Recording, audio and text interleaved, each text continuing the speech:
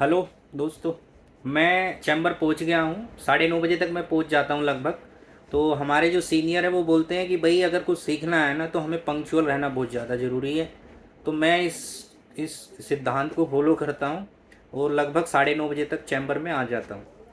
तो आज की बात करें तो क्या सीखने को मिलेगा, तो एक ही मैटर लगा हुआ है हमारा, उसकी बेल करानी है। तो बेल केस के बारे में बताऊं तो केस था, पांच पांच पांच बंदे थे, उन्होंने जो है मिल करके एक ज्वेलरी की दुकान थी वो लूट ली। उसमें जिसकी हमें बेल करानी है एक बंदे की, वो एक्यूज्ड बना है। तो हम उसकी तरफ से हैं, हमें आज बेल करानी है 2 बजे, 196 में कोर्ट नंबर है। तो ये मैटर जब हम बेल कराएंगे मैं दिखाने की कोशिश करूँगा कौन कैसे। वैसे अलाउड वगैरह तो है नहीं कैमरा, लेकिन फिर भी थोड़ा कुछ मैं जो भी बता सकूँ। देखिए बेल होती क्या है। बेल का मतलब है कोई भी बंदा जो व्यक्ति है वो एक्यूज्ड है, आरोपी है, अभी दोषी नहीं ठहराया गया है, केवल आरोपी है, उस पर आरोप लगा है। तो उसको बेल कराना, जहाँ पर अगर वो पुलिस कस्टडी है तो वहाँ से उसे छुड़वाना, जेल में जुडिशियल कस्टडी में है, जेल में है तो वहाँ से छुड़ाना, उसको बोलते हैं बेल। अब ये दो केसेस होते हैं, बेलेबल और नॉन बेलेबल। एक में तो आपने देखा होगा, मान लो कोई बंदा एक्यूज्ड है, पुलिस ने उसको जो है अरेस्ट कर लिया और पुलिस ही एसएचओ ही उसको बेल दे देता है, उसको वहीं से छोड़ देता है पुलिस स्टेशन से, इसे हम बोलते हैं बेलेबल केस। तो ये जो है जो ज़्यादा सीरियस क्राइम नहीं होते, जो ज़्यादा सीरियस नहीं होते, उनके उनको ज़्यादातर बेलेबल में बोलते हैं, हालांकि बेलेबल ऑफेंसेस बोलते हैं।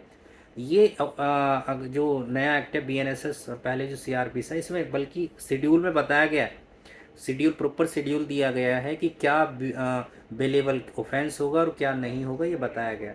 तो एक नॉर्मल अंडरस्टैंडिंग के लिए आप ये समझ सकते हैं कि जो बेलेबल केस होते हैं वो ज़्यादा सीरियस क्राइम नहीं होते, और जो नॉन बेलेबल है वो सीरियस क्राइम होते हैं।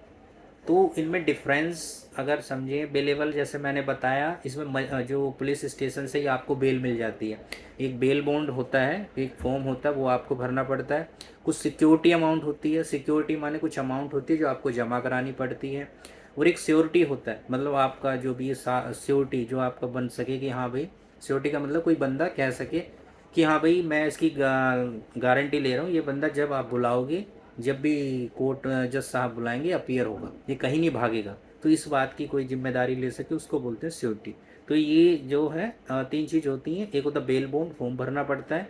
दूसरी हमें श्योरिटी अमाउंट देनी पड़ती है, ओ श्योरिटी होता है, एक होता है सिक्योरिटी अमाउंट देनी पड़ती है। ये तीन चीज़ हमें बेल कराने में करनी पड़ती है। और दूसरा होता है नॉन बेलेबल केस, जिसमें मजिस्ट्रेट साहब ही बेल दे सकते हैं। मान लो कोई मर्डर केस है, तो उसमें रेप है, मर्डर है, ये सीरियस क्राइम है बहुत ज़्यादा। तो इसमें जो है पुलिस स्टेशन से आपको बेल नहीं मिलेगी।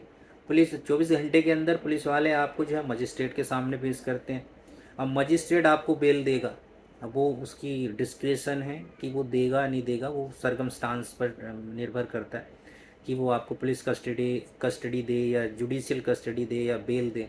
तो ये चीज़ें होती हैं।